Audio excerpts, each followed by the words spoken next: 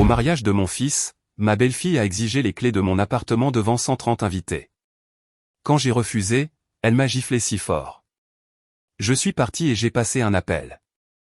30 minutes plus tard, un homme est apparu à la porte de la salle, et quand ils ont vu qui c'était, ils se sont mis à pleurer. La gifle est arrivée si vite que je n'ai pas eu le temps de réagir. Mes lunettes ont volé, se brisant sur l'élégant sol de la salle de bal sous les yeux de 130 invités en silence absolu. Ma joue me brûlait, mais la douleur dans ma poitrine était bien pire. Juliette, ma belle-fille, venait de me gifler le jour de son mariage parce que j'avais refusé de lui donner les clés de mon appartement. C'est ce que tu mérites pour être si égoïste, m'a-t-elle hurlé devant tout le monde. Une femme de ton âge n'a pas besoin d'autant d'espace. Le silence qui a suivi était assourdissant. Personne n'a bougé pour m'aider alors que je m'accroupissais, tremblante, pour ramasser mes lunettes cassées. Certains invités détournaient le regard, mal à l'aise. D'autres chuchotaient entre eux, mais personne, absolument personne, n'a osé défendre la pauvre vieille belle-mère qui venait d'être publiquement humiliée. Mon fils, Ethan, se tenait immobile, le regard fixé au sol comme si j'étais invisible. « Tu n'es plus la bienvenue ici », a poursuivi Juliette en lissant sa robe de mariée immaculée. Ethan et moi avons besoin de notre intimité pour commencer notre nouvelle vie.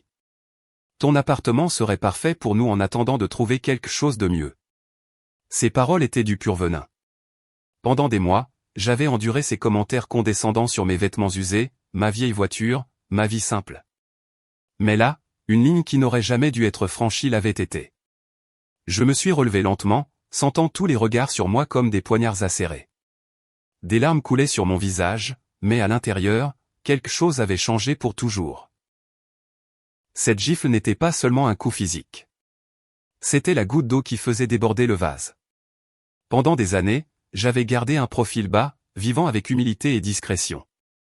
J'avais des secrets que personne, pas même mon propre fils, ne connaissait. Les souvenirs des derniers mois ont commencé à bombarder mon esprit alors que je marchais lentement vers la sortie. Je me suis souvenu de la première fois que Juliette était venue dans mon appartement, il y a 2 ans. Son visage s'était décomposé en voyant ma modeste maison, mes vieux meubles, ma petite cuisine. Sérieusement, c'est ici que vit la mère d'Ethan, avait-elle demandé, sa voix juste assez forte pour que je l'entende. À partir de ce moment, chaque visite avait été une torture silencieuse. Aurora, tu devrais déménager dans un endroit plus petit, m'avait-elle dit il y a 3 mois lors d'un dîner de famille. À ton âge, tu ne peux pas entretenir un si grand appartement. En plus, Ethan et moi pensons avoir des enfants bientôt. Nous aurons besoin de plus d'espace. Son faux sourire ne trompait personne, sauf mon fils, qui semblait perdre sa personnalité chaque fois qu'elle parlait, agissant comme une marionnette. Les humiliations s'étaient intensifiées progressivement. D'abord, les commentaires sur mes vêtements. « Aurora, tu n'as rien de plus moderne à porter ?» Puis, sur ma voiture. « Cette voiture est si vieille. C'est dangereux pour toi de la conduire. » Ensuite, c'était mon travail à temps partiel chez le fleuriste local. « Je ne comprends pas pourquoi une femme de ton âge travaille encore au lieu de se reposer. » Chaque phrase était un petit poignard empoisonné qui s'enfonçait dans mon estime de moi. Je m'appelle Aurora Hughes. J'ai 68 ans, et toute ma vie, j'ai été une femme qui préfère la discrétion à l'ostentation. Je travaille chez un petit fleuriste 3 jours par semaine. Je conduis une voiture de 10 ans. J'achète mes vêtements dans des magasins de déstockage. Pour le monde extérieur, surtout pour Juliette, je ne suis qu'une veuve de la classe moyenne vivant d'un revenu fixe. Mais c'est exactement l'image que j'ai soigneusement cultivée pendant des décennies. Ce qu'aucune de ces personnes qui me regardaient avec pitié ne savait, c'est que ma vie avait été complètement différente avant le décès de mon mari. Mon mari, Robert, n'avait pas été l'employé de bureau que tout le monde croyait. Nous avions pris la décision consciente de vivre modestement, de garder notre véritable richesse secrète, pour protéger l'intimité de notre famille d'une manière qui, je le comprenais maintenant, avait été prophétique. En sortant de la salle de bal, les conversations des invités me suivaient comme un nuage toxique. La pauvre, elle a l'air si fragile, chuchotait la tante de Juliette. La mariée a raison.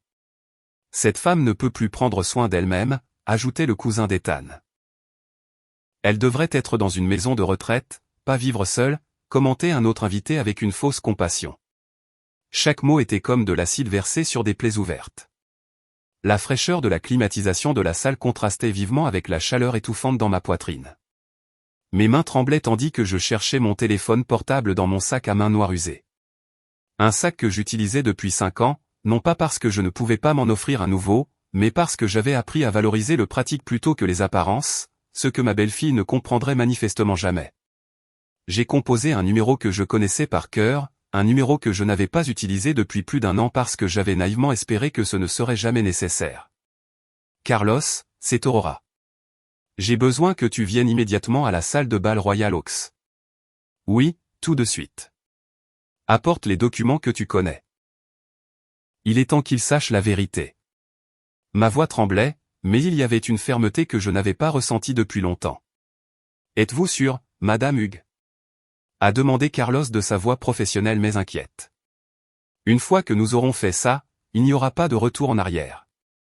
J'ai jeté un dernier regard vers la salle de bal, où je pouvais voir Juliette rire avec ses amis, leur racontant probablement comment elle avait remis sa belle-mère inutile à sa place.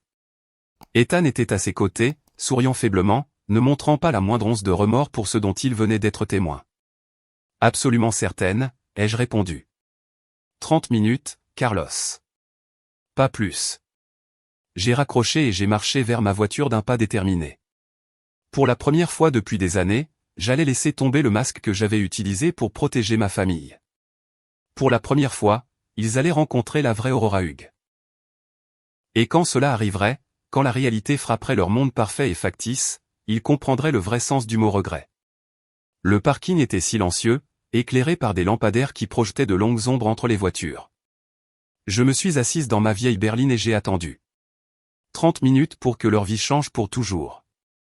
30 minutes pour qu'ils découvrent qu'ils avaient commis la plus grande erreur de leur vie en humiliant la femme qui, en secret, avait pris soin d'eux bien plus qu'ils ne pourraient jamais l'imaginer. Pendant que j'attendais dans ma voiture, les souvenirs de la façon dont j'en étais arrivé là ont commencé à inonder mon esprit comme une avalanche inarrêtable. Tout avait commencé exactement 2 ans et demi plus tôt, quand Ethan était venu à mon appartement avec ce sourire nerveux que je connaissais si bien depuis son enfance. « Maman, je veux te présenter quelqu'un de très spécial », m'avait-il dit. Et la voilà, Juliette, avec ses cheveux parfaitement coiffés, ses vêtements de marque, et ce sourire qui n'atteignait pas ses yeux. Dès le premier instant, j'ai su que quelque chose n'allait pas. La façon dont elle regardait mon appartement, évaluant chaque recoin avec un dédain à peine voilé, m'a dit tout ce que j'avais besoin de savoir sur ses intentions. Comme ses douillets, avait-elle murmuré en regardant mes meubles d'occasion et mes rideaux délavés. Son ton suggérait le contraire. Ethan, complètement aveuglé par ce qu'il croyait être de l'amour, n'a pas remarqué la condescendance dans sa voix. Ce premier dîner avait été un désastre silencieux. Juliette a à peine touché la nourriture que j'avais préparée avec amour, prétendant qu'elle faisait attention à sa ligne. Quand je l'ai interrogée sur sa famille, elle a donné des réponses évasives, mais pas avant de me poser des questions sur ma situation financière avec une curiosité que j'ai trouvée alarmante. « Et comment vous débrouillez-vous avec une pension de veuve, Aurora ? Ça doit être difficile de joindre les deux bouts avec si peu d'argent, » avait-elle dit avec une fausse sollicitude. Ce que Juliette ne savait pas, c'est que je l'observais autant qu'elle m'observait. Au cours des mois suivants, j'ai commencé à remarquer des schémas qui m'ont mis en alerte. Chaque fois qu'il visitait mon appartement, elle faisait des commentaires sur le fait que tout était démodé, que je méritais quelque chose de mieux pour mes vieux jours. Mais ses yeux s'attardaient toujours sur les détails qui comptaient vraiment. L'emplacement privilégié de l'immeuble, la vue panoramique de mon balcon, la taille des pièces. Un jour, pendant qu'Ethan était aux toilettes, je l'ai entendu parler doucement au téléphone dans ma cuisine. « Oui, maman. L'appartement de sa mère est dans un quartier super cher. Si je peux la convaincre de déménager dans un endroit plus petit, on pourrait rester ici en attendant d'avoir notre propre logement. Elle est si naïve qu'elle nous remerciera probablement de l'avoir aidée dans la transition. » Ces paroles m'ont transpercé comme un couteau, mais j'ai gardé mon sang-froid quand elle est revenue au salon, feignant l'innocence. À partir de ce moment, chaque interaction avec Juliette est devenue une performance soigneusement orchestrée de notre part à toutes les deux. Elle jouait la belle-fille attentionnée, inquiète du bien-être de sa belle-mère, tandis que je prétendais être la vieille femme vulnérable qui avait besoin de conseils. Mais à l'intérieur, je rassemblais des informations, j'observais ses mouvements, je comprenais ses véritables motivations. C'était comme une partie d'échecs où nous pensions toutes les deux être en train de gagner. Les mois suivants ont vu une escalade progressive dans ces tentatives de manipulation. D'abord, il y a eu les suggestions subtiles. Aurora, j'ai vu de jolis appartements pour les personnes de ton âge avec des services tout compris et sans souci d'entretien. Puis sont venues les pressions plus directes. Tu ne peux pas continuer à vivre seul à ton âge. C'est dangereux. Et si tu tombes et que personne ne le découvre pendant des jours? Chaque argument était conçu pour que je me sente incompétente et impuissante.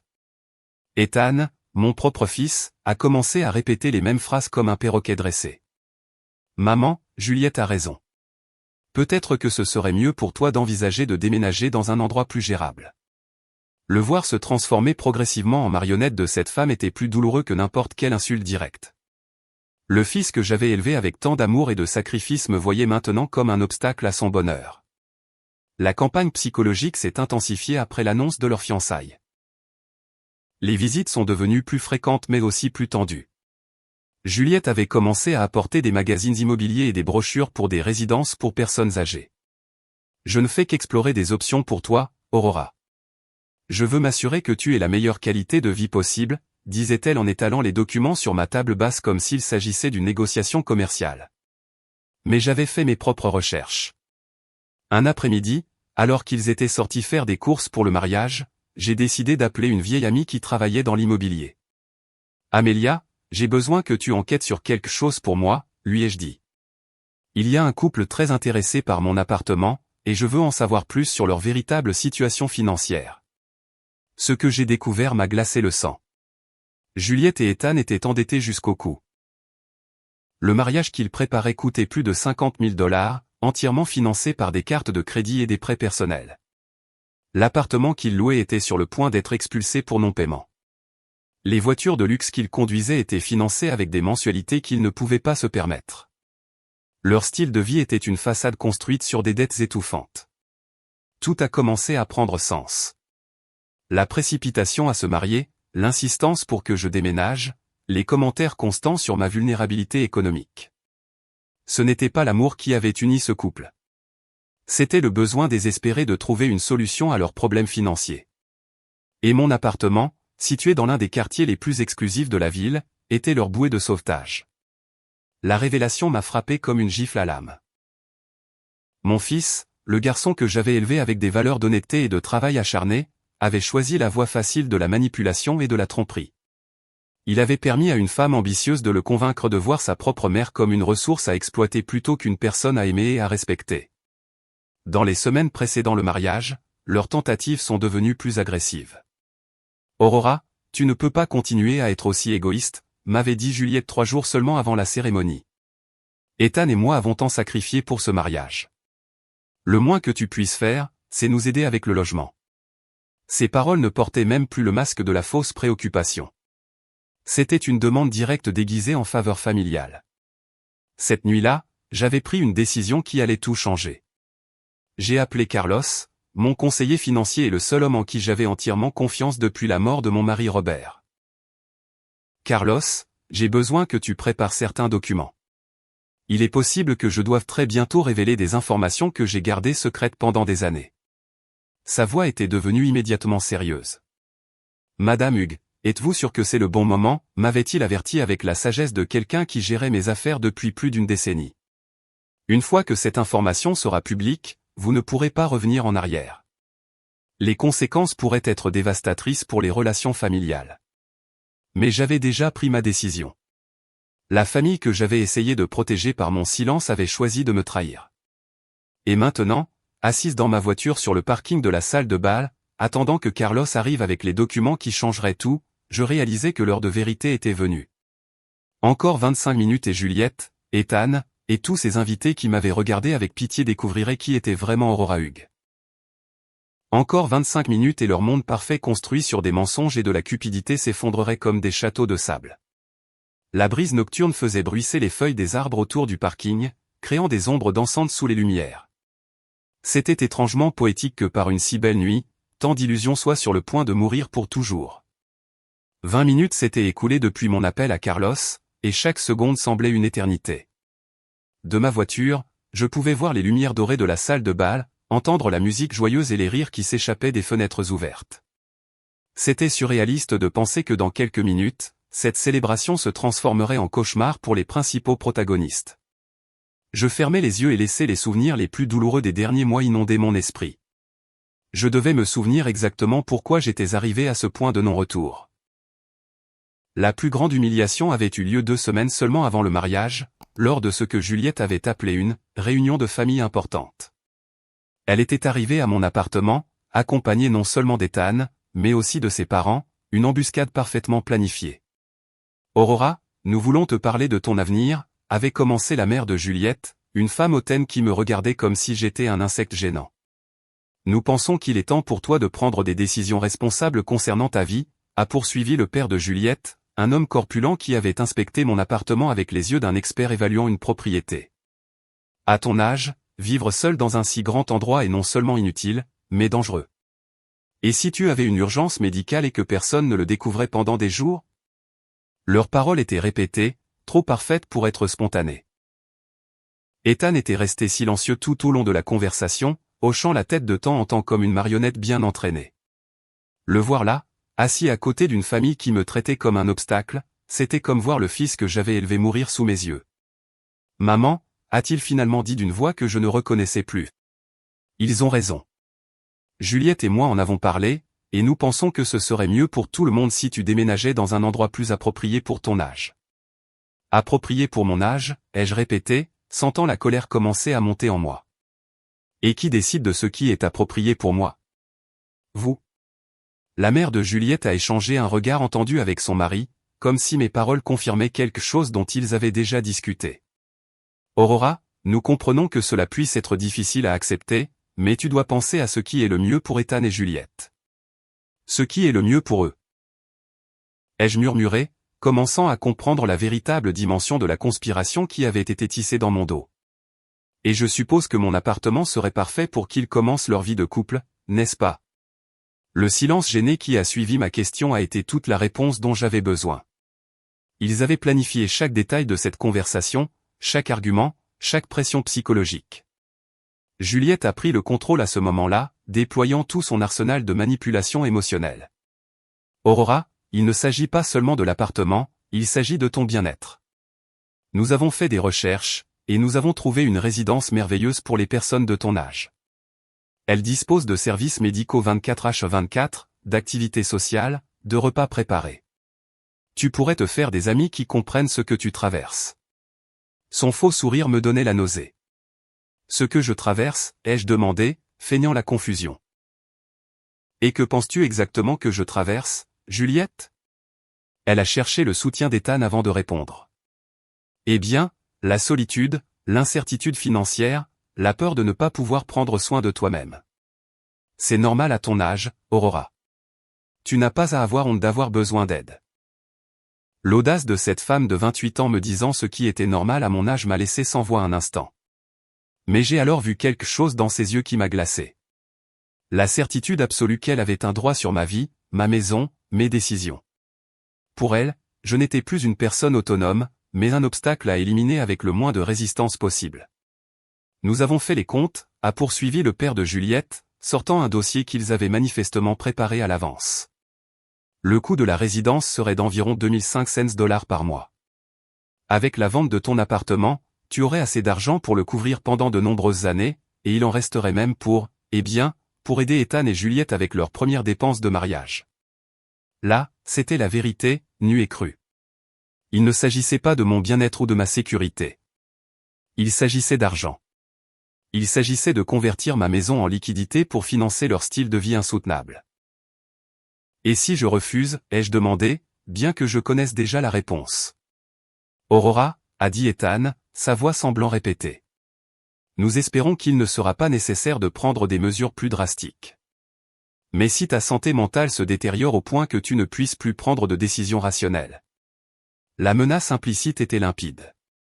Si je ne coopérais pas volontairement, ils chercheraient des moyens légaux de me déclarer incompétente. Ils avaient fait leurs recherches. Ils avaient planifié. Ils avaient préparé le terrain pour prendre tout ce que je possédais par la force si nécessaire. Le fils que j'avais élevé avec tant d'amour était assis juste là, permettant à des étrangers de menacer sa propre mère. Cette nuit-là, après leur départ suite à mon refus ferme, j'ai pleuré pour la première fois depuis des années, non pas de tristesse, mais pour la mort définitive des illusions que j'avais entretenues sur ma famille. J'avais immédiatement appelé Carlos. J'ai besoin que tu enquêtes sur quelque chose de toute urgence, lui avais-je dit entre deux sanglots. Je veux savoir exactement quelle est la situation financière réelle de mon fils et de sa fiancée. Tout. Dette, revenus, passifs, tout. Les résultats de cette enquête avaient été dévastateurs. Ethan gagnait 45 000 $ par an en tant que directeur des ventes, mais avait plus de 80 000 $ de dettes sur ses cartes de crédit. Juliette travaillait à temps partiel comme conseillère en images, gagnant peut-être 4 000 $ par an, mais dépensait comme si elle avait un salaire de cadre. Ensemble, ils devaient plus de 120 000 $, sans compter les prêts qu'ils avaient contractés pour le mariage. L'appartement qu'ils louaient pour 2 000 $ par mois avait 3 mois de retard de paiement. Les voitures qu'ils conduisaient étaient financées avec des mensualités qui absorbaient 60% de leurs revenus combinés. Leur principale carte de crédit était au maximum et ils avaient commencé à utiliser des avances de fonds pour payer d'autres dettes. Ils étaient en chute libre financière et mon appartement représentait leur seul espoir de salut. Mais il y avait autre chose dans le rapport de Carlos qui m'avait complètement brisé le cœur. Au cours des 6 derniers mois, Ethan avait régulièrement appelé des banques et des compagnies d'assurance pour se renseigner sur des prêts adossés aux biens de sa mère âgée. Il s'était renseigné sur les procédures légales pour obtenir une procuration financière sur les personnes âgées. Mon propre fils planifiait ma spoliation systématique depuis des mois. L'information la plus douloureuse était arrivée à la fin du rapport. Selon un détective privé que Carlos avait engagé, Juliette racontait à ses amis qu'elle s'était sacrifiée en se fiançant à un homme plus âgé et moins attirant parce que sa mère possédait des biens de valeur et aucun héritier concurrent. Pour elle, épouser Ethan n'était pas de l'amour. C'était un investissement stratégique dans mon patrimoine. Cette révélation avait été la goutte d'eau qui a fait déborder le vase. Pendant des semaines, j'avais envisagé de leur révéler simplement ma véritable situation financière, pensant que le choc les ferait peut-être reconsidérer leur comportement. Mais après avoir lu ce rapport, j'ai compris qu'il ne s'agissait pas d'argent ou de désespoir. Il s'agissait d'une cupidité pure et calculée qui avait corrompu mon fils au point de le rendre méconnaissable. Les jours précédant le mariage avaient été une torture. Chaque appel téléphonique d'Ethan était une nouvelle pression pour reconsidérer ma position. Chaque visite de Juliette incluait des commentaires venimeux sur mon entêtement et mon égoïsme. Ils avaient commencé à me traiter comme si j'étais déjà une vieille femme sénile dont les opinions n'avaient aucune importance. La veille du mariage, Ethan avait fait sa dernière tentative. « Maman, demain est le jour le plus important de ma vie. S'il te plaît, ne le gâche pas en étant difficile. Juliette veut juste ce qu'il y a de mieux pour nous tous. » Ces paroles avaient été la confirmation finale que j'avais perdu mon fils pour toujours. L'homme qui allait se marier le lendemain n'était plus le garçon que j'avais élevé avec tant d'amour et de sacrifice. Et maintenant, assise dans ma voiture en attendant Carlos, je réalisais que tout avait mené à ce moment inévitable. Il ne s'agissait pas de vengeance ou de cruauté. Il s'agissait de justice. Il s'agissait de leur montrer les conséquences de leurs actes. Il s'agissait de leur apprendre que certaines lignes n'auraient jamais dû être franchies. Encore 15 minutes et tout changerait pour toujours. Mes mains tremblaient en composant le numéro de Joseph, mon voisin de l'appartement d'à accent grave côté, un homme de 70 ans qui avait été un témoin silencieux de toutes les visites tendues des derniers mois. Joseph, c'est Aurora. J'ai besoin de te demander une faveur très importante, dis-je, la voix tremblante. Pourrais-tu aller dans mon appartement et m'apporter le dossier marron du deuxième tiroir de mon bureau? Oui, tout de suite. C'est urgent. Joseph était comme un frère pour moi depuis la mort de Robert, et je savais que je pouvais lui faire confiance sans qu'il pose de questions. Pendant que j'attendais, je me suis souvenu de la conversation que j'avais eue avec Joseph une semaine plus tôt. Il avait vu de son balcon Juliette arriver avec un expert immobilier sans m'en avertir. Aurora, cette fille a amené un homme avec une mallette qui mesurait ton appartement de l'extérieur, m'avait-il dit avec une inquiétude évidente dans la voix. Quand ils m'ont vu, ils sont partis rapidement. Je n'aime pas du tout ce qui se passe. Joseph avait été le premier à remarquer les changements subtils dans le comportement d'Ethan au cours des derniers mois. Ton fils ne me salue plus comme avant. Avait-il observé? Avant, il restait discuter avec moi quand il venait te voir. Maintenant, il entre et sort en courant comme s'il avait honte de quelque chose. Ces paroles avaient confirmé ce que mon cœur savait déjà. J'avais perdu mon fils bien avant la gifle de cette nuit. Le dossier que j'avais demandé à Joseph contenait des documents que personne dans ma famille n'avait jamais vus. Des certificats bancaires, des titres de propriété, des registres d'investissement que Robert et moi avions gardés secrets pendant des décennies. Des documents qui prouvaient que la pauvre veuve vivant d'une modeste pension était en réalité une femme avec suffisamment de ressources pour changer des vies avec une seule décision. 10 minutes plus tard, Joseph est apparu dans le parking avec le dossier entre les mains. « Aurora, que se passe-t-il ? Tu as l'air très bouleversée », a-t-il demandé en me tendant les documents. J'ai expliqué brièvement ce qui s'était passé dans la salle de bal, et j'ai vu son visage se durcir à chaque détail. « Cette femme est une vipère », a-t-il marmonné. Je l'ai toujours su. Joseph, dans quelques minutes, un homme nommé Carlos va arriver. Quand tu le verras, dis-lui que je l'attends ici, ai-je demandé. Et Joseph, après ce soir, beaucoup de choses vont changer. Je veux que tu saches que tu as toujours été comme de la famille pour moi. Ses yeux se sont remplis de larmes tandis qu'il hochait la tête. Tu es de la famille pour moi aussi, Aurora. Fais ce que tu as à faire. Alors que Joseph retournait à l'immeuble, j'ai ouvert le dossier et j'ai commencé à revoir des documents que je n'avais pas consultés depuis des mois.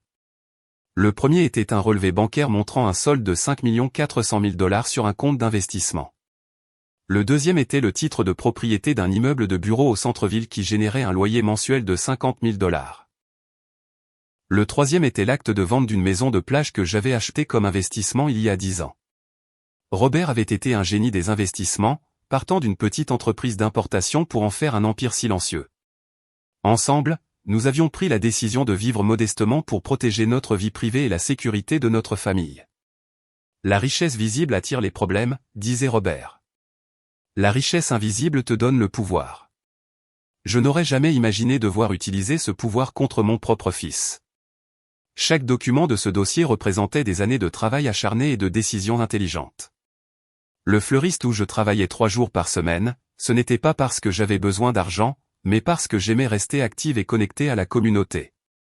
La vieille voiture que je conduisais, ce n'était pas par contrainte économique, mais parce que j'avais appris que l'ostentation inutile n'apporte que des problèmes.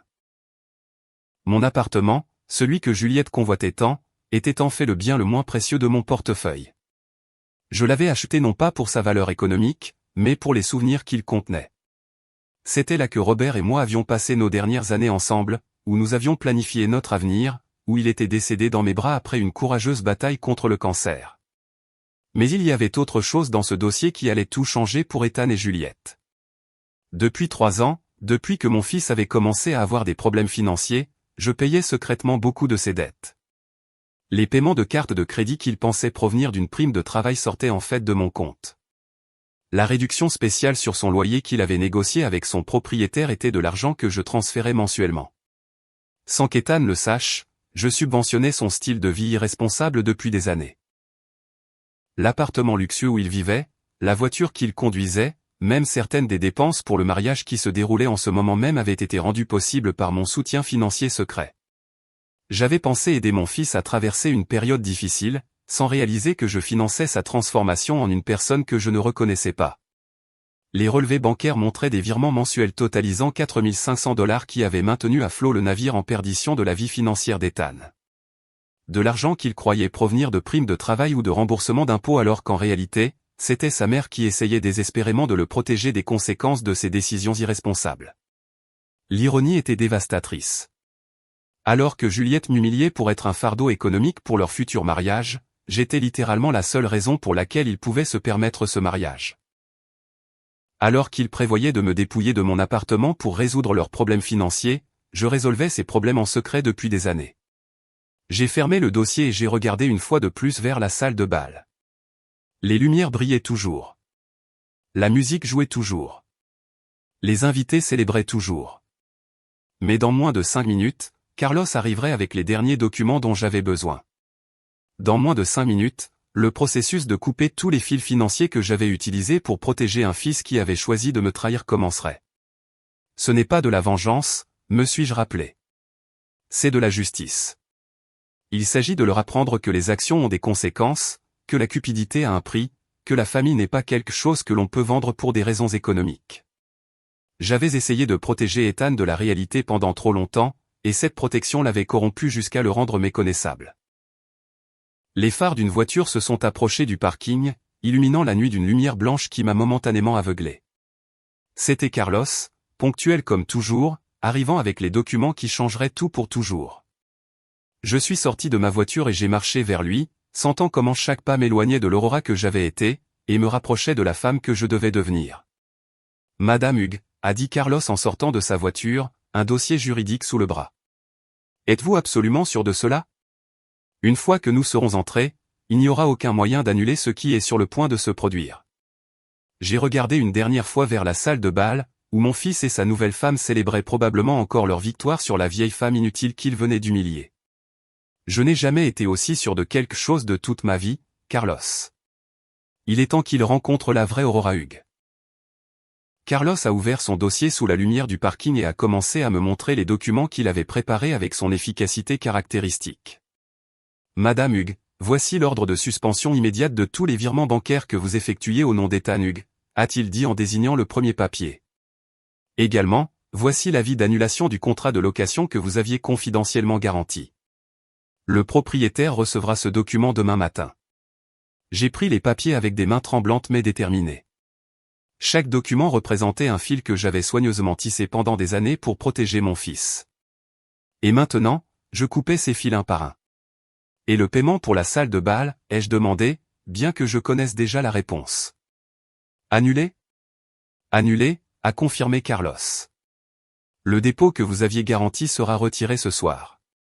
Ils auront jusqu'à demain pour trouver un autre mode de paiement. L'ampleur de ce que j'étais sur le point de faire m'a frappé comme une vague de froid. Pendant 3 ans, j'avais été le filet de sécurité invisible qui avait maintenu les vies d'Ethan et Juliette à flot. L'appartement où ils vivaient, la voiture qu'ils conduisaient, même le mariage qui se déroulait en ce moment même avaient tous été rendus possibles par mon soutien financier secret. Et maintenant, en une seule nuit, j'allais retirer tout ce soutien définitivement. Carlos, je veux que vous compreniez quelque chose, lui ai-je dit en signant chaque document avec une détermination que je n'avais pas ressentie depuis des années.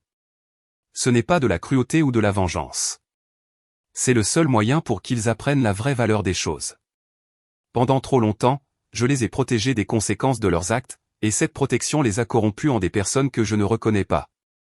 Je comprends parfaitement, Madame Hughes. A répondu Carlos avec un respect sincère dans la voix. En 30 ans de carrière de conseiller financier, j'ai vu de nombreuses familles détruites par la cupidité et l'ingratitude.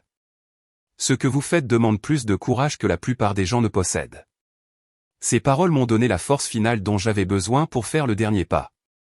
Nous avons marché ensemble vers l'entrée de la salle de bal, et à chaque pas, je sentais mon cœur battre plus vite. Ce n'était pas de la nervosité que je ressentais. C'était un étrange mélange de tristesse pour ce que j'avais perdu, et d'anticipation pour ce que j'étais sur le point de regagner, ma dignité, mon respect de moi-même, mon droit d'être traité comme un être humain au lieu d'une ressource à exploiter. La musique s'est arrêtée brusquement lorsque nous sommes entrés dans la salle de bal. 130 paires d'yeux se sont tournés vers nous, et j'ai pu voir la confusion sur les visages des invités. Certains ont reconnu Carlos immédiatement. Après tout, il avait géré les affaires financières de plusieurs familles importantes de la ville pendant des décennies. Sa présence lors d'événements sociaux signifiait généralement que quelque chose d'important était sur le point de se produire. Juliette a été la première à réagir. « Qu'est-ce que tu fais ici, Aurora ?» m'a-t-elle crié depuis le centre de la piste de danse où elle posait pour des photos avec Ethan. « Tu es déjà parti une fois. Ce n'était pas assez de drame pour une nuit ?» Sa voix portait cette arrogance que j'avais appris à si bien connaître, mais je pouvais déceler une note de nervosité qui n'était pas là auparavant. « Mesdames et messieurs, » a dit Carlos d'une voix claire et professionnelle, « je m'excuse d'interrompre cette célébration, mais j'ai des questions juridiques urgentes à discuter avec Monsieur Ethan Hughes et Madame Juliette Dawson. » Le silence qui a suivi était si profond qu'on pouvait entendre le bourdonnement de la climatisation. Certains invités ont commencé à sortir leur téléphone portable, sentant qu'ils étaient sur le point d'assister à quelque chose d'extraordinaire. Ethan s'est approché lentement, le visage pâle et les yeux pleins de confusion. « Qu'est-ce qui se passe ici, maman ?» m'a-t-il demandé d'une voix qui ne semblait plus aussi assurée que lorsqu'il m'avait humilié quelques minutes plus tôt. « Qui est cet homme, et pourquoi parle-t-il d'affaires juridiques ?» Je pouvais voir ses mains trembler légèrement en ajustant sa cravate, un geste nerveux qu'il avait depuis l'enfance. « Ethan, ai-je dit d'une voix plus ferme qu'elle ne l'avait été depuis des mois. Voici Carlos Jones, mon conseiller financier et juridique. Il est venu vous remettre des documents que je pense que vous trouverez très éclairants. Carlos a ouvert son dossier et a sorti le premier document. Monsieur Ethan Hughes, vous êtes par la présente notifié que la garantie financière que votre mère avait fournie pour votre contrat de location a été immédiatement annulée. Votre propriétaire sera informé demain matin, et vous aurez 30 jours pour trouver un nouveau garant ou quitter la propriété. Toute la couleur a quitté le visage d'Ethan. Garantie financière ? Murmura-t-il, me regardant avec des yeux qui commençaient à se remplir de compréhension et d'horreur. Maman, de quoi parle-t-il ? Mais je pouvais voir à son expression qu'une partie de lui savait déjà. Pendant des années, il avait soupçonné que sa chance financière n'était pas complètement naturelle, mais il avait choisi de ne pas poser de questions car les réponses auraient pu être inconfortables. De plus, a poursuivi Carlos sans relâche, les virements mensuels de $4 500 que votre mère effectuait sur vos comptes personnels ont été définitivement suspendus. Cela inclut les paiements pour les cartes de crédit, l'assurance automobile, et diverses autres dépenses que vous croyez être couvertes par d'autres sources. Juliette a poussé un cri qui a résonné dans toute la salle de bal. C'est impossible, s'est-elle exclamée en courant vers nous, sa robe de mariée traînant sur le sol. Ethan n'a pas de mère riche. Regardez comment elle vit. Regardez ses vêtements, sa voiture. C'est une vieille femme qui vit d'une misérable pension. Son hystérie était évidente, et plusieurs invités ont commencé à murmurer entre eux avec une fascination croissante. Finalement, a dit Carlos en sortant le dernier document de son dossier, le paiement garanti pour cette célébration a également été annulé. La direction de la salle de bal aura le droit d'exiger le paiement intégral avant que les invités ne puissent partir ce soir. Ces paroles sont tombées sur la salle de bal comme une bombe, et j'ai pu voir certains invités commencer nerveusement à se diriger vers les sorties. La prise de conscience a frappé Ethan comme un marteau. Toi. A-t-il murmuré, me regardant avec des yeux qui ne pouvaient pas entièrement traiter ce qu'ils entendaient. C'était toi tout ce temps. C'est toi qui payais pour tout. Sa voix s'est brisée sur le dernier mot, et pendant un instant, j'ai vu le petit garçon qu'il avait été, vulnérable et confus. Depuis 3 ans, Ethan, ai-je confirmé d'une voix qui semblait étrangement calme après la tempête émotionnelle que j'avais vécue. 3 ans pendant lesquels je pensais t'aider à traverser une période difficile. 3 ans pendant lesquels je croyais que tu finirais par te rétablir et devenir l'homme que j'ai élevé. 3 ans pendant lesquels j'ai espéré que tu te souviendrais des valeurs que je t'ai enseignées. Juliette a commencé à tourner en rond, se tenant la tête avec un désespoir croissant. Ça ne peut pas arriver. Ça ne peut pas être réel, a-t-elle crié alors que les invités la regardaient avec un mélange d'horreur et de fascination morbide. Tu es une pauvre vieille femme. Tu travailles chez un fleuriste. Tu conduis une voiture de 10 ans. Tu ne peux pas avoir d'argent. Les apparences sont trompeuses, Juliette, ai-je dit enfin, sentant des décennies de performances soigneusement élaborées prendre fin. Pendant des années, j'ai choisi de vivre simplement parce que mon mari et moi pensions que la richesse visible attire les problèmes. Il s'avère que nous avions raison. C'est juste que les problèmes sont venus d'où nous les attendions le moins.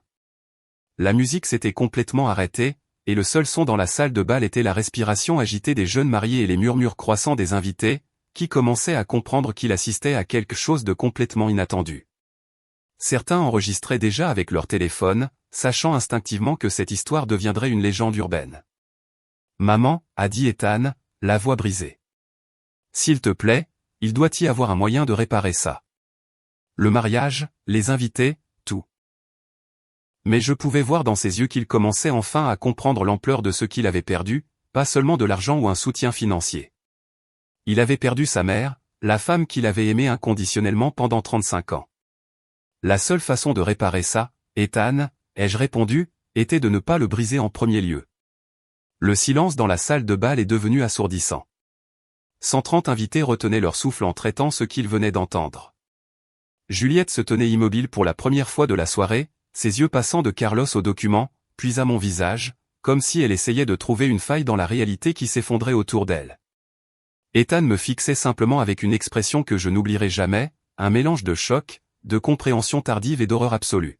« Madame Hughes » a dit Carlos d'une voix assez forte pour que tout le monde entende.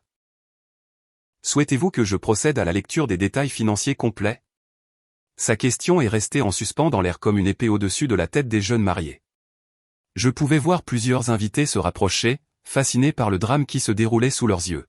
« S'il vous plaît, Carlos », ai-je répondu avec une sérénité que je ne me connaissais pas, je pense que tout le monde mérite de connaître toute la vérité. Juliette a essayé d'interrompre avec un cri désespéré, mais Carlos a levé la main et a continué avec la précision d'un chirurgien effectuant une opération délicate. Au cours des 36 derniers mois, a commencé Carlos en consultant ses documents, Madame Aurora Hugues a transféré un total de 162 000 $ pour couvrir les frais de subsistance de son fils, Ethan Hugues, et de sa fiancée. Cela comprend 48 000 $ pour les loyers, 44 000 $ pour les paiements par carte de crédit, 18 000 $ pour l'assurance des véhicules et 22 000 $ pour des dépenses diverses. Un murmure collectif a parcouru la salle de bal. Certains invités ont échangé des regards d'étonnement. D'autres ont sorti des calculatrices sur leur téléphone pour vérifier les chiffres. La mère de Juliette, qui était restée assise à la table d'honneur pendant toute la confrontation, s'est lentement levée, le visage complètement pâle. De plus, a poursuivi Carlos sans relâche, Madame Hugues a personnellement garanti le coût total de cette célébration, y compris la salle de bal, la nourriture, la musique, les fleurs et la photographie, pour un montant de 53 000 $. Argent qui, comme je l'ai mentionné précédemment, n'est plus disponible pour couvrir ses dépenses. Juliette a enfin retrouvé sa voix, mais ce qui est sorti ressemblait plus à un gémissement qu'à des mots cohérents. C'est impossible. C'est un mensonge. Personne ne peut avoir autant d'argent et vivre comme une miséreuse. Elle s'est tournée vers les invités comme si elle cherchait du soutien, mais n'a trouvé que des visages fascinés, et certains qui étaient clairement amusés par son désespoir. « Ma chère Juliette », ai-je dit avec un calme qui contrastait de façon spectaculaire avec son hystérie. Tu viens d'apprendre une leçon très précieuse sur le fait de juger les gens sur les apparences. Pendant des années, j'ai choisi de vivre simplement parce que mon mari, Robert, et moi valorisions la vie privée au-dessus de l'ostentation. Cela s'est avéré être une décision très sage. Ethan a enfin réagi, s'approchant de moi d'un pas hésitant. Maman, s'il te plaît, il doit y avoir une explication. Il doit y avoir un moyen de résoudre ça. Tu ne peux pas simplement. Tu ne peux pas détruire ma vie comme ça.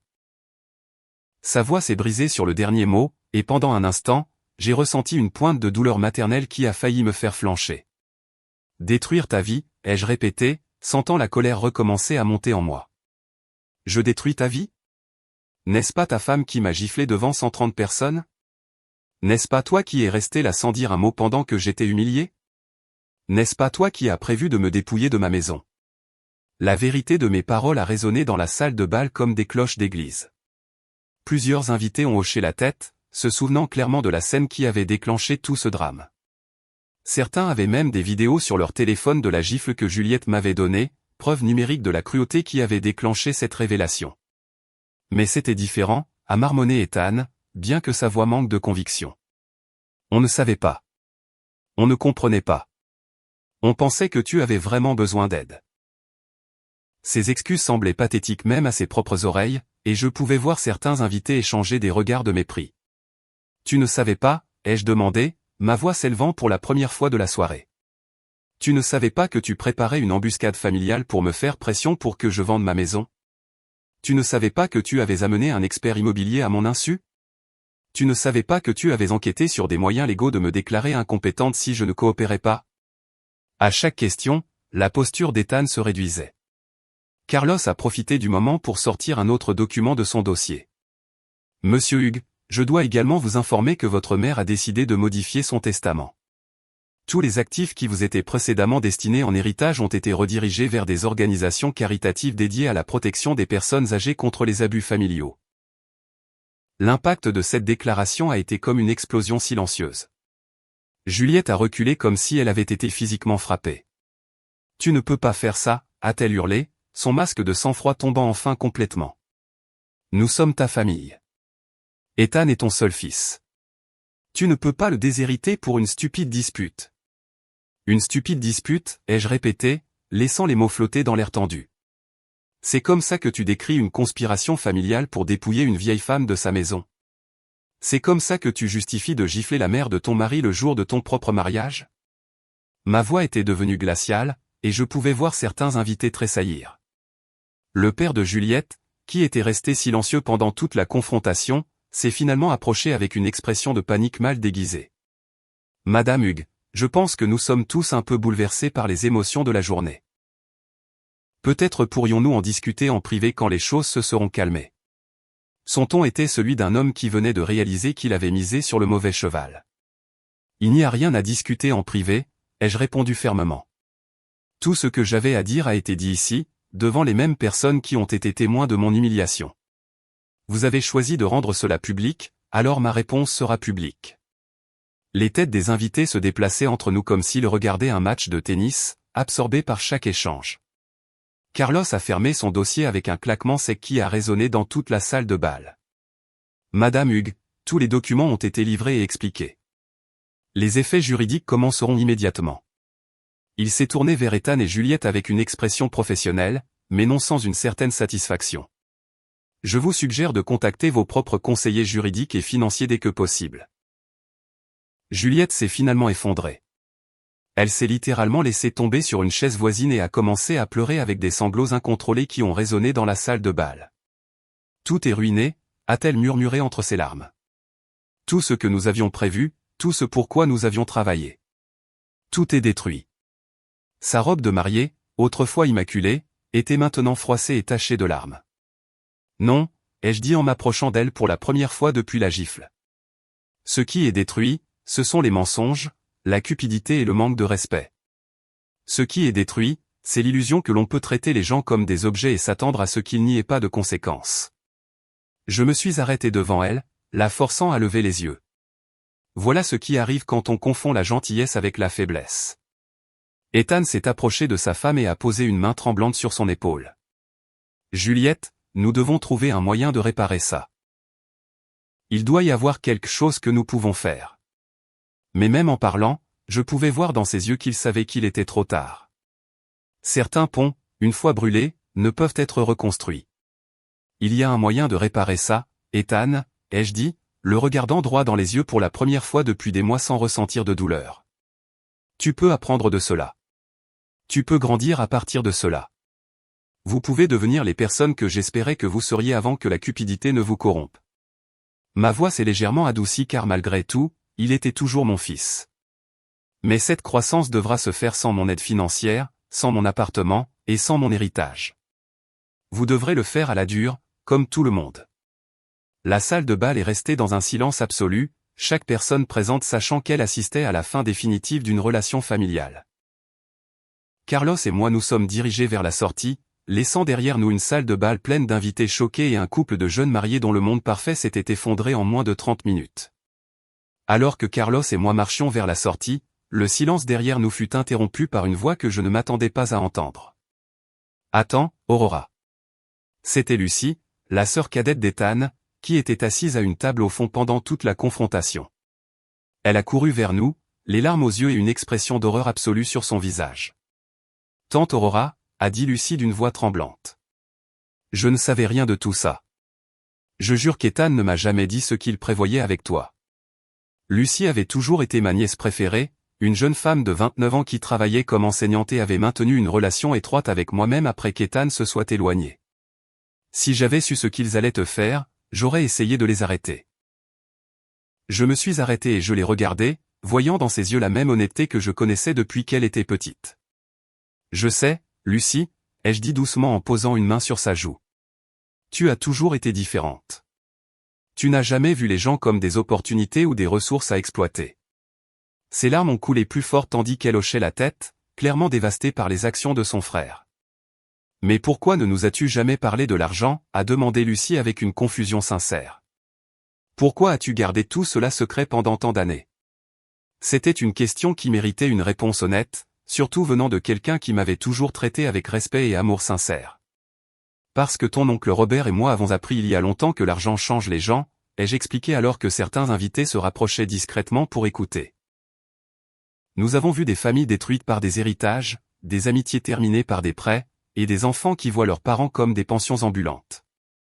Nous avons décidé de vivre simplement pour protéger les relations qui comptaient vraiment. Lucie a hoché la tête lentement, commençant à comprendre la sagesse derrière mes décisions. Mais Ethan, il était différent avant. Quand on était enfant, il aurait défendu quiconque t'aurait fait du mal. Que lui est-il arrivé? Sa question contenait toute la douleur d'une sœur qui avait vu son frère se transformer en quelqu'un d'inconnaissable. Ce qui lui est arrivé, c'est Juliette, ai-je répondu avec tristesse, mais sans amertume. Ce qui lui est arrivé, c'est la cupidité déguisée en amour, l'ambition sans valeur, et moi qui, dans mon effort pour le protéger, l'ai privé de la chance d'apprendre des leçons importantes sur la responsabilité et les conséquences. Ma réponse a résonné dans la salle de bal où les invités étaient toujours absorbés par chaque mot. Carlos, qui était respectueusement resté à l'écart pendant cet échange, s'est maintenant approché et m'a murmuré quelque chose à l'oreille. Madame Hugues, le directeur de la salle de bal s'approche. Il semble qu'il ait déjà appris l'annulation du paiement garanti. En effet, je pouvais voir un homme corpulent en costume marcher vers nous avec plusieurs papiers à la main et une expression très sérieuse. Madame Hugues, a dit le directeur d'une voix tendue, je viens de recevoir un avis d'annulation de paiement qui est très irrégulier. Le contrat pour cette célébration est garanti jusqu'à demain matin. Pouvez-vous expliquer ce qui se passe ici? Sa présence a ajouté une nouvelle couche de réalité immédiate à la crise que je venais de déclencher. Monsieur Martinez. Ai-je répondu, me souvenant de son nom lors des conversations que nous avions eues lorsque j'avais secrètement arrangé le paiement du mariage. La garantie financière que j'ai fournie pour cette célébration a été révoquée en raison de circonstances extraordinaires qui ont été révélées ce soir. J'ai fait un geste vers Ethan et Juliette, qui restaient au centre de la salle de bal comme des statues de désespoir. Je comprends, a dit Martinez, regardant la scène avec l'expérience de quelqu'un qui avait géré des événements sociaux pendant des décennies. Et qui sera responsable du paiement maintenant? Le montant total restant dû est de 53 000 $, y compris la salle de bal, la nourriture, la musique, les fleurs et les services de photographie. Sa voix était professionnelle mais ferme, indiquant clairement que quelqu'un devrait résoudre ce problème immédiatement. Ethan a enfin réagi, s'approchant de nous d'un pas hésitant. Monsieur Martinez, il doit y avoir un malentendu. Ma mère, elle ne peut pas simplement annuler le paiement comme ça. Nous sommes une famille. Cela peut se résoudre. Sa voix portait un désespoir que je n'avais jamais entendu auparavant. Le désespoir d'un homme qui comprenait enfin l'ampleur de sa situation. Jeune homme, a dit Martinez avec la patience forcée d'un professionnel. La garantie financière a été fournie par Madame Hugues personnellement et en privé. Elle a le droit légal de retirer cette garantie à tout moment. J'ai maintenant besoin que quelqu'un fournisse une autre forme de paiement immédiatement ou je serai obligé de suspendre l'événement. Juliette s'est approchée en titubant, sa robe de mariée maintenant complètement débraillée et son maquillage maculé de larmes. Vous ne pouvez pas faire ça, a-t-elle crié à Martinez. C'est le jour de notre mariage. Vous ne pouvez pas gâcher notre mariage pour des problèmes d'argent. Son hystérie était évidente, et plusieurs invités ont commencé à murmurer entre eux avec un malaise croissant. Madame, a répondu Martinez avec une fermeté croissante, je ne gâche rien. Je suis simplement les termes contractuels que vous avez signés. Si vous ne pouvez pas fournir un paiement alternatif immédiatement, je devrais demander à tous les invités de partir et de suspendre tous les services. Son ultimatum est tombé sur la salle de bal comme une sentence finale. La réalité de la situation a commencé à pénétrer l'esprit des invités. Certains avaient déjà commencé à prendre leur sac et à se diriger discrètement vers les sorties. D'autres restaient fascinés par le drame qui continuait à se dérouler, comme les spectateurs d'un accident de la route qu'ils ne pouvaient quitter des yeux. Maman, a dit Ethan en s'approchant de moi, les larmes aux yeux pour la première fois depuis son enfance. S'il te plaît, je sais que ce que nous avons fait était mal. Je sais que nous t'avons blessé, mais il y a 130 personnes ici. Il y a des photos. Il y a des souvenirs. Tu ne peux pas détruire tout ça pour une dispute. Sa voix s'est brisée sur le dernier mot, et pendant un instant, j'ai vu le petit garçon qu'il avait été. Ethan, ai-je répondu avec un calme qui m'a surprise. Je ne détruis rien. Vous avez détruit tout ça quand vous avez choisi la cupidité plutôt que l'amour. Quand vous avez choisi la manipulation plutôt que l'honnêteté. Quand vous avez choisi de m'humilier publiquement au lieu de me traiter avec le respect que je mérite en tant que mère. Chaque mot était comme un poignard. Mais c'étaient des mots qui devaient être dits. Mais qu'allons-nous faire, a demandé Juliette d'une voix désespérée, regardant les invités qui continuaient à quitter la salle de bal. Comment allons-nous expliquer ça? Comment allons-nous payer tout ça? Sa panique était évidente, et je pouvais voir qu'elle commençait enfin à comprendre les implications réelles de ses actes. Vous allez faire ce que font toutes les personnes responsables, ai-je répondu. Vous allez trouver des moyens de gagner de l'argent honnêtement. Vous allez apprendre à vivre selon vos moyens. Vous allez découvrir ce que signifie travailler dur pour les choses que vous voulez au lieu d'attendre que les autres vous les fournissent. Ma voix était devenue plus forte, et je sentais des décennies de sagesse accumulées s'écouler à travers mes paroles. Carlos s'est approché discrètement et a murmuré « Madame Hughes, le processus juridique est terminé. Tous les documents ont été livrés et expliqués. Il n'y a plus rien que nous puissions faire ici. » Son message était clair. Il était temps de partir, de laisser Ethan et Juliette faire face aux conséquences de leurs décisions sans ma présence comme distraction. Lucie s'est approchée une fois de plus et m'a serré fort dans ses bras. « Tante Aurora, je veux que tu saches que tu auras toujours mon respect et mon amour, quoi qu'il arrive avec Ethan. » Ces mots étaient comme un baume pour mon cœur blessé, me rappelant que toute la famille n'avait pas été corrompue par la cupidité. « Et tu auras toujours le mien, Lucie » ai-je répondu en lui rendant son étreinte. « Souviens-toi de cette nuit quand tu prendras des décisions importantes dans ta vie. Souviens-toi que le caractère se définit non pas par ce que nous avons, mais par la façon dont nous traitons les gens que nous aimons. » Ses larmes ont trempé mon épaule tandis qu'elle hochait la tête, comprenant parfaitement la leçon qui se déroulait sous ses yeux. Martinez s'est approché à nouveau, cette fois avec plus d'urgence. « Mesdames et messieurs, j'ai besoin d'une résolution immédiate. J'ai d'autres engagements ce soir et je ne peux pas garder le personnel ici indéfiniment sans garantie de paiement. » Sa patience professionnelle s'épuisait enfin, ajoutant une pression supplémentaire à une situation déjà désespérée. « Vous avez mon numéro de téléphone, ai-je dit à Ethan et Juliette pour la dernière fois. Quand vous serez prêts à avoir une vraie conversation sur le respect, les valeurs et la responsabilité, quand vous aurez appris ce que signifie gagner les choses par vous-même, quand vous pourrez me regarder dans les yeux et m'offrir des excuses sincères pour ce que vous m'avez fait ce soir, alors nous pourrons parler. Mais pour cela, ai-je ajouté en les regardant directement, vous devrez d'abord trouver un moyen de résoudre le désordre que vous avez créé ici, tout seul. Sur ces mots, je me suis retourné et j'ai marché vers la sortie avec Carlos, laissant derrière moi une salle de bal pleine de chaos, de désespoir et de la dure réalité des conséquences méritées. La suite de l'histoire, incluant l'épilogue et les réflexions finales, n'était pas dans la demande initiale mais a été ajoutée. Voici la traduction de ces sections également. 3 jours plus tard. 3 jours après le mariage, mon appartement était devenu un refuge de paix que je n'avais pas connu depuis des années. Joseph venait chaque matin avec du café et des pâtisseries de la boulangerie locale, s'assurant que j'allais bien après ce qu'il appelait « la nuit où Aurora a repris sa dignité ». Ces visites avaient été un baume pour mon âme, me rappelant que j'avais encore une famille de cœur qui me valorisait pour ce que j'étais vraiment. Le téléphone avait sonné sans cesse pendant ces 3 jours. Ethan avait appelé 37 fois, laissant des messages qui évoluaient de la colère initiale à des supplications désespérées. Juliette avait envoyé 14 messages textes, chacun plus hystérique que le précédent. Ses parents s'étaient présentés à ma porte à 2 reprises, exigeant que je répare le gâchis que j'avais causé, mais j'avais tenu bon avec un calme qui me surprenait moi-même. Carlos est arrivé ce matin-là avec des nouvelles qui, bien qu'attendues, étaient dévastatrices dans leur ampleur. Madame Hughes, m'avait-il dit alors que nous buvions du thé sur mon balcon, j'ai reçu des rapports de tous les fronts. Ethan et Juliette ont été expulsés de leur appartement hier matin.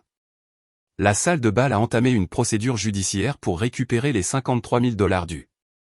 Leurs cartes de crédit ont été annulées pour non-paiement. Et où vivent-ils maintenant, avais-je demandé, bien qu'une partie de moi connaisse déjà la réponse. Chez les parents de Juliette, a répondu Carlos. Apparemment, c'est un appartement de 2 chambres où vivent déjà 3 personnes. La situation est tendue, selon mes sources.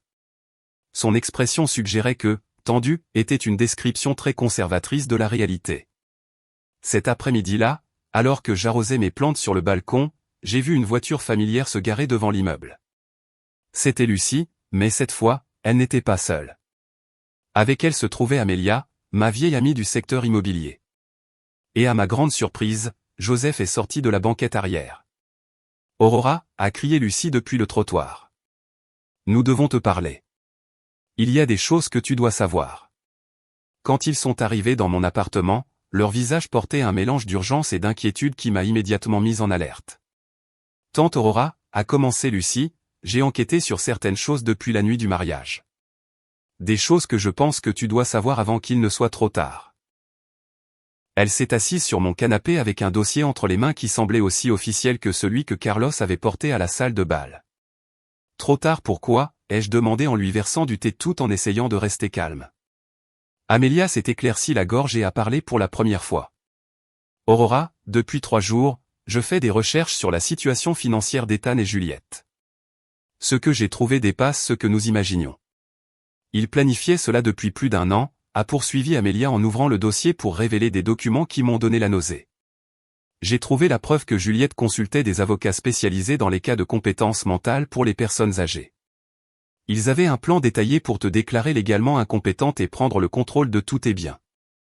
Joseph, qui était resté silencieux jusqu'alors, s'est penché en avant avec une expression grave. Aurora, il y a plus.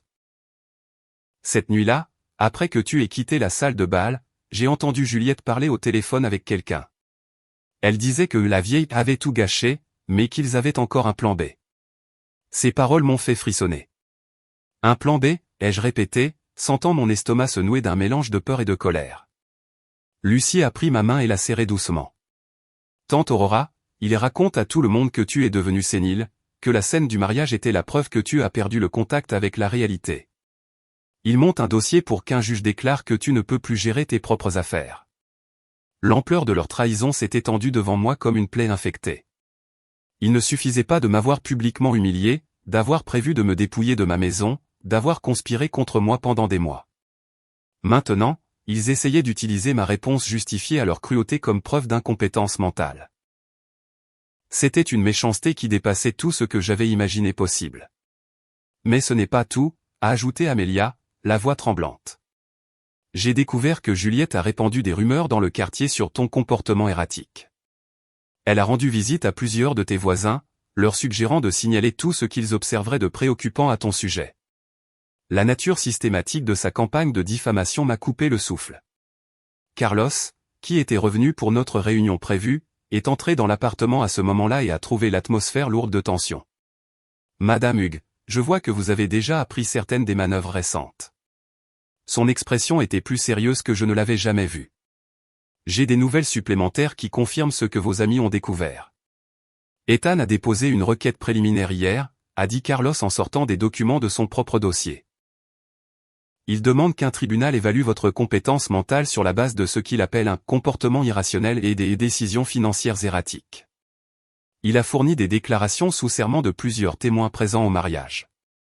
Des déclarations sous serment, ai-je demandé, sentant la colère commencer à remplacer le choc. Quel genre de déclaration ? Carlos a consulté ses papiers avant de répondre. Des déclarations décrivant votre explosion émotionnelle injustifiée contre un jeune couple innocent. Des déclarations qualifiant vos décisions financières de vindicatives et destructrices. Des déclarations suggérant que vous avez perdu la capacité de prendre des décisions rationnelles. Lucie a serré ma main plus fort. Tante Aurora, ils ont convaincu plusieurs invités du mariage de signer des déclarations. La plupart d'entre eux ne comprennent pas vraiment ce qui se passait cette nuit-là. Ils ont juste vu une vieille femme attaquer des jeunes mariés. Sa voix contenait toute la frustration de quelqu'un qui avait vu la vérité mais se sentait impuissant à la faire prévaloir. Mais nous avons aussi de bonnes nouvelles, est intervenu Joseph avec un sourire qui contrastait de façon spectaculaire avec la gravité de la situation. Il s'avère qu'il y a plus de gens de ton côté qu'ils ne l'imaginent. Il a sorti son propre téléphone portable et m'a montré un écran qui m'a laissé stupéfaite. Joseph, qu'est-ce que c'est ? Ai-je demandé, en regardant ce qui semblait être une vidéo sur les réseaux sociaux avec des milliers de vues. Aurora, tu te souviens que plusieurs invités filmaient cette nuit-là ? Eh bien, certaines de ces vidéos sont devenues virales. Les gens ne voient pas une vieille femme sénile attaquer un couple innocent. Ils voient une femme digne révélant la vérité sur des années d'abus et de manipulation. Amelia s'est penchée pour regarder le téléphone, elle aussi. Aurora, les commentaires sur ces vidéos sont massivement en ta faveur. Les gens louent ton courage, ta dignité sous la pression, ta décision de fixer des limites. Certains partagent leurs propres histoires d'abus familiaux. Tu es devenu un symbole de résistance contre l'exploitation des personnes âgées. Carlos a hoché la tête en signe d'approbation. Cette réponse du public sera inestimable si l'affaire va au tribunal. Il est difficile de prétendre que quelqu'un est mentalement incompétent lorsque des milliers de personnes applaudissent la logique et la justice de ses actions. Son sourire professionnel était revenu, suggérant que peut-être la bataille juridique ne serait pas aussi unilatérale que je l'avais craint au départ. Mais il y a autre chose que vous devez savoir, ai-je dit, prenant une décision que j'envisageais depuis 3 jours. Si Ethan et Juliette veulent jouer à ce jeu, s'ils veulent transformer cela en une bataille juridique publique, alors ils vont découvrir exactement à qui ils ont affaire. Je me suis levé et j'ai marché jusqu'à mon bureau où j'avais préparé mon propre dossier de documents. Pendant ces 3 jours, j'ai été en contact avec plusieurs avocats spécialisés dans les abus envers les personnes âgées. J'ai tout documenté. Les visites intimidantes, les menaces implicites, la conspiration pour me dépouiller de mes biens, même la gifle que Juliette m'a donnée. J'ai sorti des photographies de ma joue enflée prise immédiatement après le mariage. Une preuve médicale de l'agression physique. S'ils veulent la guerre, ai-je poursuivi avec une détermination que je n'avais pas ressentie depuis des décennies, ils auront la guerre. Mais ce sera une guerre menée selon mes termes, avec mes ressources, et avec la vérité de mon côté. De plus, ai-je ajouté avec un sourire qui m'a surprise moi-même, j'ai décidé de faire quelque chose que j'aurais dû faire il y a des années. Je vais raconter toute mon histoire publiquement. Je vais montrer au monde exactement ce qui se passe quand la cupidité se déguise en amour familial. La pièce s'est remplie d'une nouvelle énergie. L'énergie de personnes qui savaient que la justice était de leur côté et qu'elles avaient les ressources pour la faire prévaloir. Avez-vous aimé mon histoire? Et de quelle ville m'écoutez-vous? Retrouvons-nous dans les commentaires.